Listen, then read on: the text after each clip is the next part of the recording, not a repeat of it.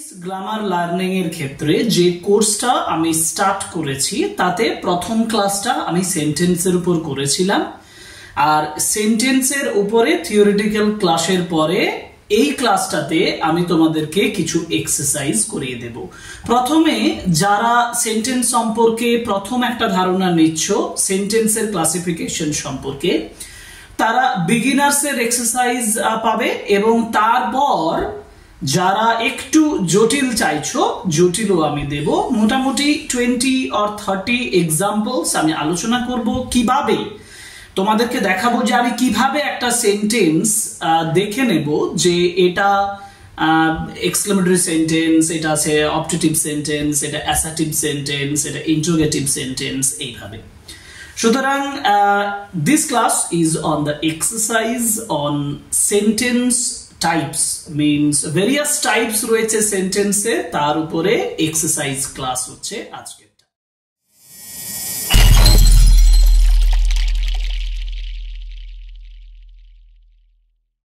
দেখো, আমি তোমাদের জন্য যে এক্সারসাইজ গুলো প্রিপেয়ার করেছি সেই এক্সারসাইজ গুলোর প্রথমে বলেছি identify the type of sentence, অর্থাৎ কি ধরনের সেন্টেন্স সেটা তুমি আইডেন্টিফাই করো।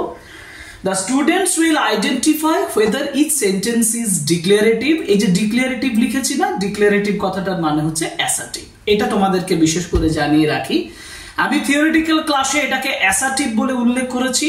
ডিক্লারেটিভ এবং অ্যাসার্টিভ দুটো সেম জিনিস, যেটাতে ডেসক্রিপশন বোঝায়। আমি বলেছিলাম ইন্টারোগেটিভ মানে যেখানে প্রশ্ন করা বোঝায়, ইম্পারেটিভ যেখানে হচ্ছে আদেশ, অনুরোধ, উপদেশ, অর্থাৎ অ্যাডভাইস, অর্ডার, রিকোয়েস্ট বোঝায়। এক্সক্লেমেটরি বলতে যেখানে আমরা পাই যেটা আশ্চর্যবোধক বাক্য বা বিস্ময়বোধক বাক্য, আর অপটেটিভ বলতে উইশ করা বোঝায় এবং প্রে করা বোঝায়, প্রার্থনা বোঝায়। ঠিক আছে, তাহলে আমি প্রথম যে এক্সাম্পলটা দেওয়া আছে সেটাতে যাই। যেমন বলা হয়েছে the sun rises in the east. এটা মানে কি? The sun rises in the east, the sun rises in the east এই কথাটার মানে হচ্ছে সূর্য পূর্ব দিকে ওঠে। The sun rises in the east মানে সূর্য পূর্ব দিকে ওঠে। তো এটা তো স্বাভাবিকভাবে বলা হচ্ছে, তাই না? যে আমি একটা বর্ণনা করছি যে সূর্য পূর্ব দিকে ওঠে, পশ্চিম দিকে অস্ত যায়।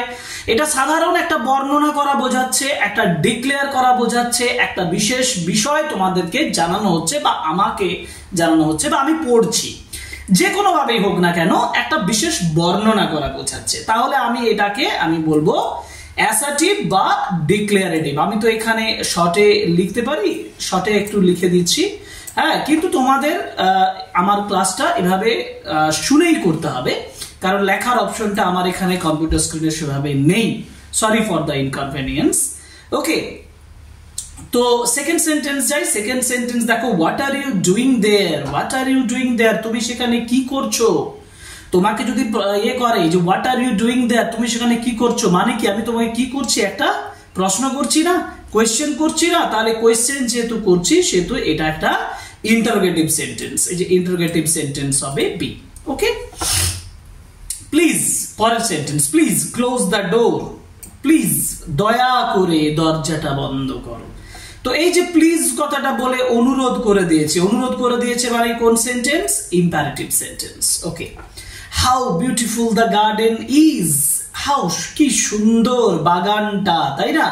How beautiful this garden is, বাগানটা কি সুন্দর। এটা একটা আশ্চর্য বোঝাচ্ছে না? আমি ওয়ান্ডারফুল ওয়েতে এই কথাটা বলছি, ওই কি আশ্চর্যের, বাগানটা কি সুন্দর।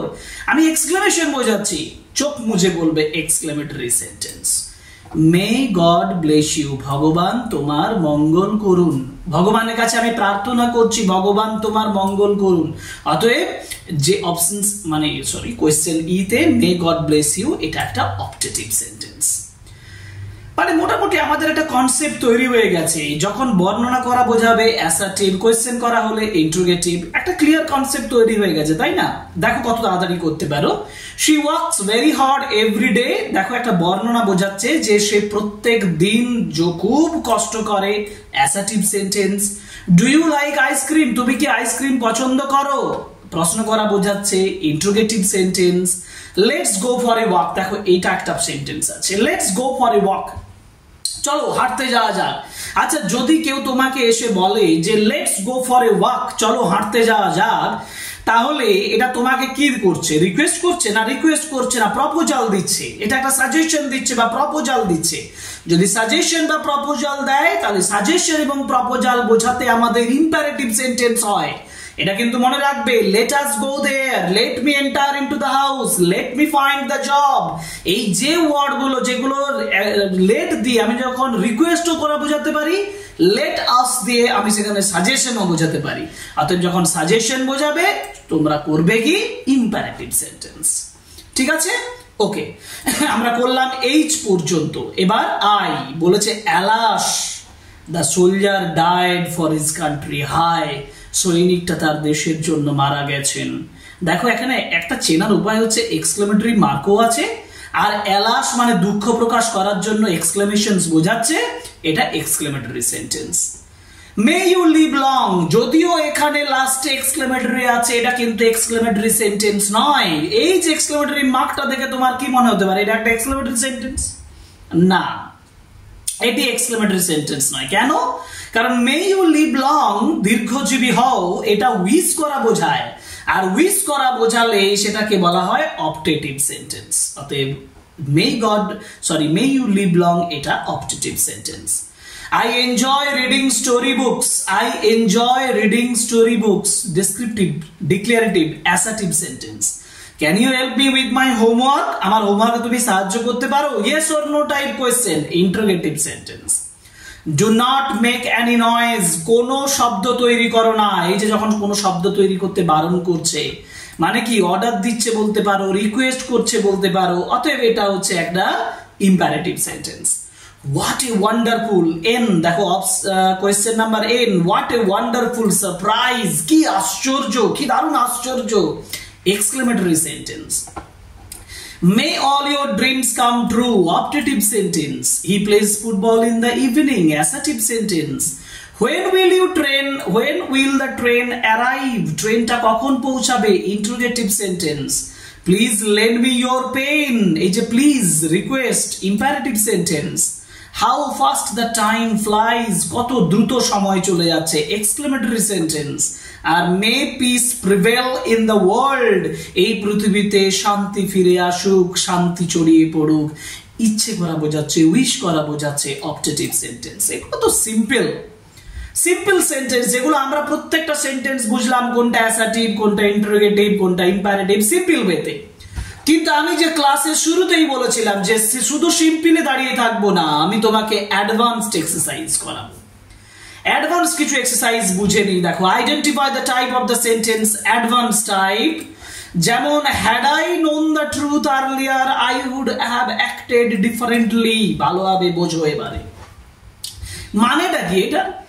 Had I known the truth earlier, যদি আমি সত্যটা আগে জানতাম, I would have acted differently, আমি হয়তো আলাদাভাবে কাজ করতাম। দেখো, যখন এই যে had I known the truth earlier, যদি আমি এটা আগে জানতাম, এরকম সেন্টেন্স আমি ব্যবহার করতে পারি। আরেকটা উদাহরণ দিচ্ছি, দেখো যদি বলি had I the wings of a bird, যদি আমার ডানা থাকতো, উইশ করা বোঝাচ্ছে, উইশ করা বোঝাচ্ছে। এটা কিন্তু যতই এখানে এক্সক্লেমেটরি মার্ক থাকে, এটা এক্সক্লেমেশন নয়, এটা উইশ করা বোঝাচ্ছে, এটা একটা optative sentence. Number 2, why should we remain silent when injustice is done? আমাদের why should we remain silent, কেন আমরা সাইলেন্ট থাকবো when injustice is done, যখন অবিচার হচ্ছে। দেখো, প্রশ্ন করা হয়েছে, কোয়েশ্চেন করা হয়েছে, এটা interrogative sentence. Let not anger rule your mind, আমি বলেছিলাম যে দুভাবে, let us go for a walk, let us do that, let us find a job। এটা যেমন সাজেশন বোঝায়, যেটা আমাদের ইম্পারেটিভ সেন্টেন্সকে বোঝায়, তেমনি let me do that, let me find the pen বা pencil, let me work a bit, আমাকে কিছু কাজ করতে দাও। এই ধরনের সেন্টেন্স যেমন বলেছে let not anger rule your mind, এটা হচ্ছে ইম্পারেটিভ সেন্টেন্স, কারণ এটা রিকোয়েস্ট করা বোঝাচ্ছে। May the spirit of freedom guide our actions forever. দেখো, may the spirits of freedom guide our actions forever. এটা উইশ করা বোঝাচ্ছে, এটা একটা অপটেটিভ সেন্টেন্স যে ফ্রিডম তার কাজগুলোকে, স্বাধীনতার মানসিকতা তার কাজগুলোকে এগিয়ে নিয়ে যাক চিরকালের মতো। ইচ্ছে করছি, আমি উইশ করছি এটাতে। দেখো, what a strange turn off events this is. কি মানে এই যে টার্ন অফ ইভেন্টস মানে ঘটনা বহুলতা, ঘটনা যখন একটানা ঘটে যায়, কিভাবে এই সমস্ত অদ্ভুত ঘটনাগুলো ঘটে গেল, কি আশ্চর্য ভাবে। এক্সক্লেমেটরি মার্ক, অর্থাৎ exclamatory sentence. Do you think honesty always bring success? তুমি কি মনে করো যে অনেস্টি সবসময় সফলতা এনে দেয়? প্রশ্ন করেছে, interrogative sentence. Never forget what you have promise today. কখনো ভুলে যাবে না তুমি কি প্রমিস করেছো আজকে। রিকোয়েস্ট করেছে, অ্যাডভাইস দিচ্ছে। অ্যাডভাইস দেওয়া মানে imperative sentence of question number G, imperative, তাই না? আচ্ছা, পরেরটাই চলে আসি। How swiftly the years have passed since we first met. দেখো, কত দ্রুত বছরগুলো কেটে গেছে আমাদের সেই প্রথম দেখার পর থেকে। Exclamatory mark.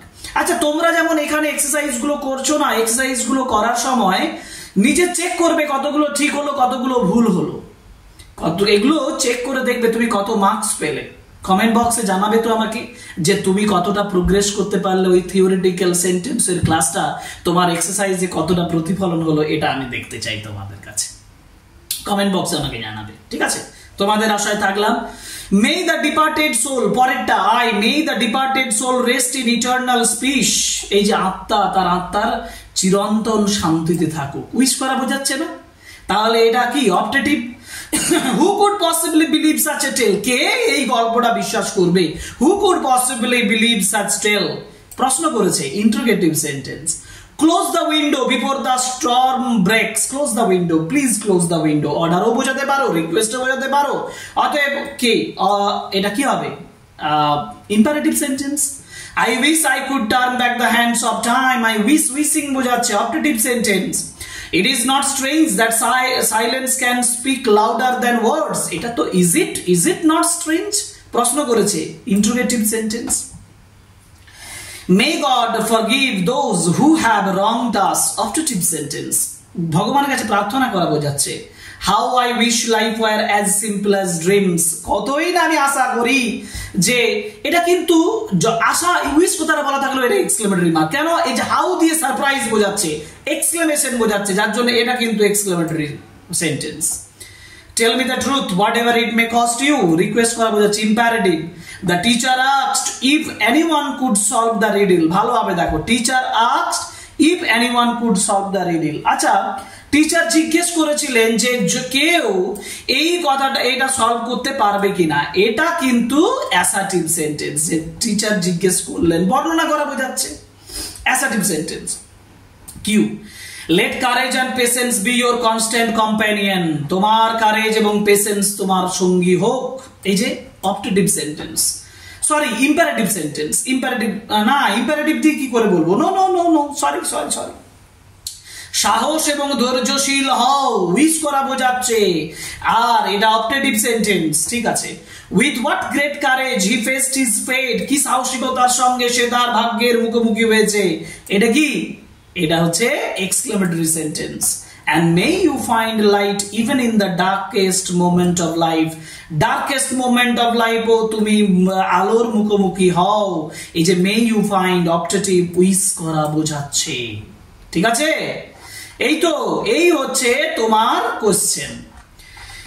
তাহলে আমরা আলোচনা করলাম 20-40 কোয়েশ্চেন, যেটা সেন্টেন্স টাইপস এর উপরে, ফাংশন ওয়াইজ সেন্টেন্সের যে টাইপস, এই টাইপস এর উপরে আমি তোমাদেরকে এক্সারসাইজ করিয়ে দিলাম। এক্সারসাইজ গুলো করো, কারণ আমরা পরের ক্লাসে নেগেটিভ সেন্টেন্স বা নেগেশনের উপরে ক্লাস করব।